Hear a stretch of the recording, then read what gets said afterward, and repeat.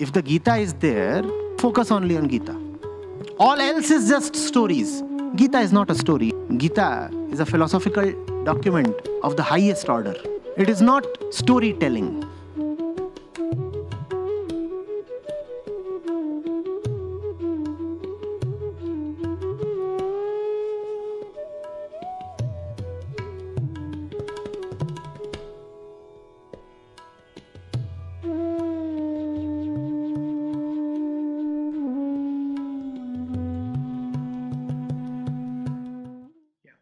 Now, Acharya ji, a lot of we as human beings living in the worldly world, uh, we spend a lot of our living life as married people, you know, and I've heard a lot of people not being able to define what is not working. So they'll always come and say that, this is something missing. I do not know what it is, but I'm unable to find happiness in my marriage.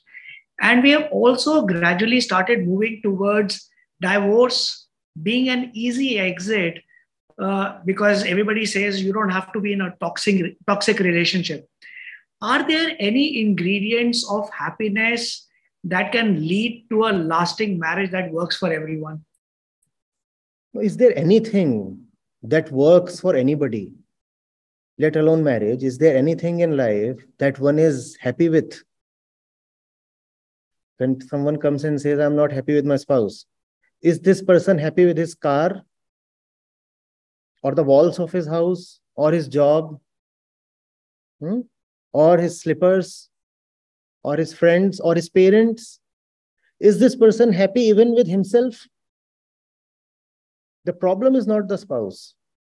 The problem is the unrealistic expectation we cultivate with respect to the institution of marriage. The thing is that if you are not joyful within, no man or woman can enter your life and turn you joyful. That's not going to happen. But then popular literature and romantic philosophy and the movies, they have led us to believe that irrespective of how rotten we are within, some magical person will enter our life and totally transform it. Now that cannot happen. When this fellow who does not know why the wife is not able to give him what he wants comes to us and he says, this is my condition, I would ask him, is there anything that pleases you? Forget the wife. Before the wife came to you, you still had already lived for 25, 30 years. What was the quality of your life then? Were you better off? All right, you want to be divorced. Go ahead. Now, tell me, after the divorce, are you contented? You're still not contented. You are not contented before the marriage. You are not happy after the marriage. In between, there is this mirage called marriage. How is this going to succeed? So, no marriage can actually, ever succeed. The institution of marriage is a very practical thing. We are animals. And if man and woman are not formalized by way of religion and by way of law into a relationship, then there is the possibility of utter chaos and total anarchy. And we do not know what would happen to the kids that would be born from that anarchy. So that's the reason the institution of marriage has existed, prevailed, and to a great extent also succeeded. It has succeeded not because it gives you something spiritual. It has succeeded because we are animals. Let's be clear about that. The person who enters into your life or your house does not come to raise you to divine possibilities. That person comes to you because you do not deserve to lead a single bachelor life. You do not have that kind of internal discipline. And that's something I agree with. When people come and say that if everybody is living the life of an unmarried person, then the society would just break down. I think I'll have to agree, because we do not deserve to not to marry. To not to marry is an accomplishment.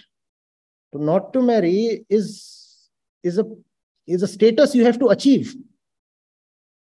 You're not born bachelor, you're born married. Bachelorhood is something that you have to earn and achieve. Even the kid, the 2-month-old kid, is actually a married thing. Because the kid may not be formally married. The kid may not have one particular wife, but the kid is lonely and always looking for company. And the kid has the seeds of lustfulness and blind sexuality already embedded in his body. In that sense, the kid is already married, even at the age of 2 months. So one has to then become unmarried through the spiritual process. And that is what the scriptures called as taking your second birth, Dvij, twice born, born again. No, that's not born again. That's actually divorced. What you call as taking your second birth is actually a divorce from the wife that you carry from the mother's womb. What's the name of that wife that we carry from the mother's womb? Prakriti. So we already have a wife. And all the women already have a husband. Just as we bring wives to the world when we are born as twins. We are born as couples. I am born and my wife is born. Who am I? I am Purush, she is Prakriti. Similarly, all women too are born with husbands. The thing is to get divorced. All spirituality then in some way is the art of successful divorce. Can you be rightfully divorced? And when you attain that divorce in classical language is called separation between Purush and Prakriti. That divorce is another name for witnessing or distant observation. Observation without involvement. That's the name of the divorce. So that's, you see, something quite arduous. No? All of us are not even willing to take that challenge up. And since we are not willing to take that up, therefore, we are condemned to get married again. So marriage is a necessary condemnation. Why? Because marriage, you see, is just a manifestation of the state you are in right since your birth. The wife is there, but the wife is not visible. The kid is just 2 months old, so the wife is not visible. When the kid gets formally married, then the wife becomes visible. Now you can say, oh, there is the wife. But the wife was always there. The wife was in the mind. The kid was always married. People say, I'm already in love. It's just that I'm looking for a girl now. That's the condition of most youngsters. Similarly, everybody is already married. It's just that they don't know the face and the name and the body of the wife.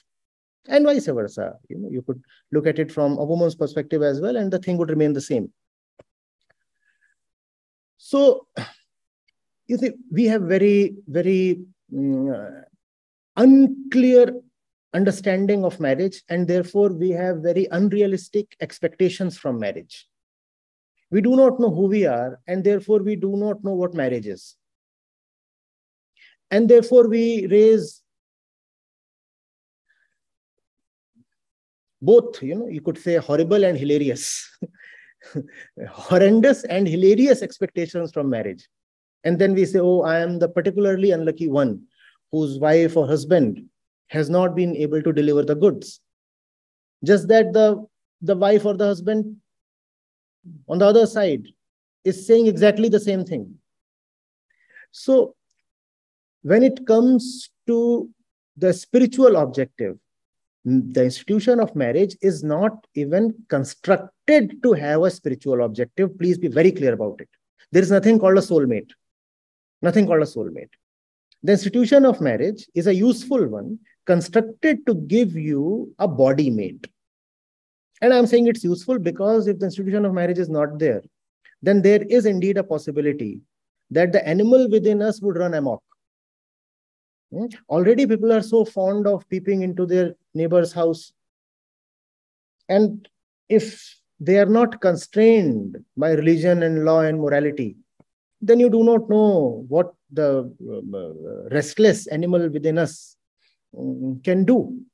With that understanding now, we will have very tempered and realistic expectations from marriage. Now we will know that if we are living with a woman, then there can hardly be any spiritual dimension to this association. She is here because I am lustful. She is here because I am lustful. And she has agreed to come to me because she too is lustful and insecure and lonely. And that's the only reason. That's the only reason. Now, the moment I say this, people will bring in the word love. They'll say, but what about love? Don't husband and wife love each other? No, sir, they do not. Love is the exclusive domain of a spiritual mind. And the spiritual mind does not rush to someone of the opposite gender to seek fulfillment. One basic characteristic of spiritual mind is that it knows that fulfillment cannot be found in the person of the other, in the body of the other. That the body is something that you're already carrying. How can another body give you something additional? Your own body is itself such a problematic thing to carry. How can one more body add some value to your life?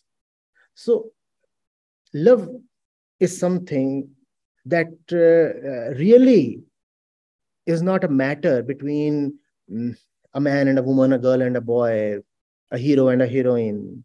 That's not really love.